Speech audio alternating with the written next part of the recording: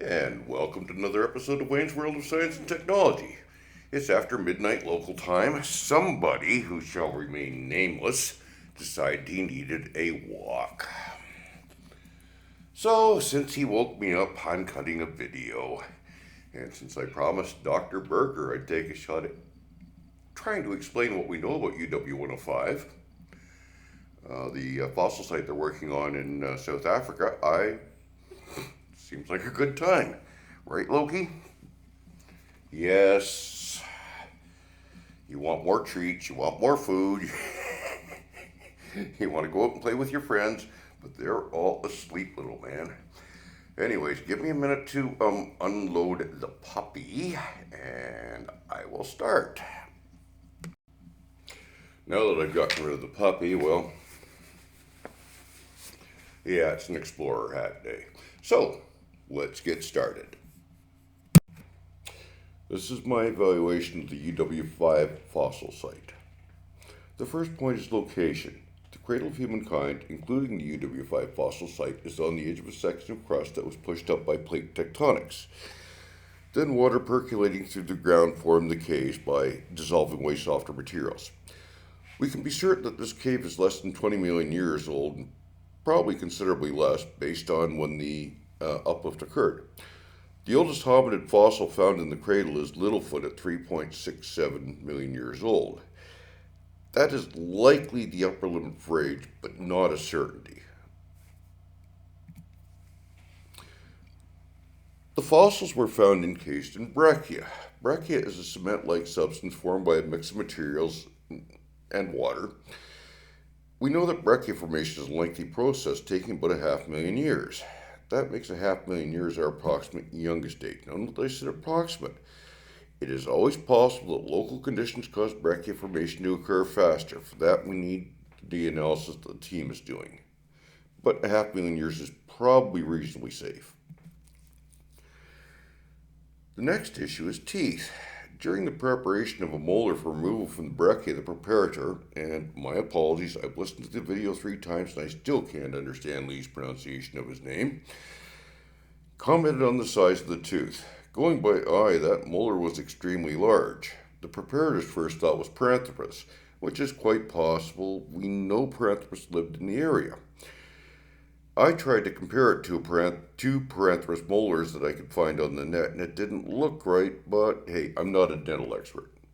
Again, I can't wait to see what the experts say.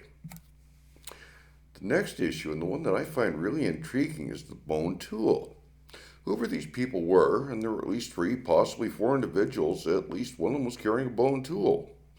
This is major. We have found very few tools in association with fossils. So we have a tool fairly solidly linked to a population. That's really unusual until late in the fossil record, where mostly it's Neanderthals that we can solidly identify tools with fossils. And there's reason to believe that this set of fossils is probably 1 million years plus. Why do I say that? This is a guess. I think I'm probably close when I say over 1 million years, and it's more likely closer to 2 million years. Doctors Berger and Malpain showed the femur next to a 3D print of the Lucy skeleton's femur. By eye, unfortunately they didn't use a tape measure, the femurs appear very close in size. Lucy dates to 3.2 million years old, stood 1.1 meters tall. In other words, by most people's standards, extremely short. The interesting issue here is that if this is as old as Lucy, it predates the oldest Paranthropus we found by 500,000 years, which would be really interesting. In closing, well, now you know what I think. I will point out that I'm a self-trained amateur. Well, I'm pretty certain I'm not too far off base. We'll have to wait until the studies are published to be certain. And once again, I'll state that I'd happily be the coffee boy for the UW-105 team, just to be able to be in the room while they are working. Hot dog, this is exciting. And references, which are also linked in the description. Cradle of Life, the story of Magaliesberg and the Cradle of Humankind. An absolutely fascinating book. I recommend everybody buy a copy. The Fossil Vault YouTube channel. UW-105 playlist. It has everything that has been published so far on UW-105. Wikipedia's Littlefoot entry, which is pretty solid, really. Wikipedia's Lucy entry, which is also pretty solid. Wikipedia's Paranthropus entry, which I have a few issues but that may be just me being picky. And I will mention I have a personal library of research papers, which isn't linked because many of them were given to me as a courtesy since they don't have journal access.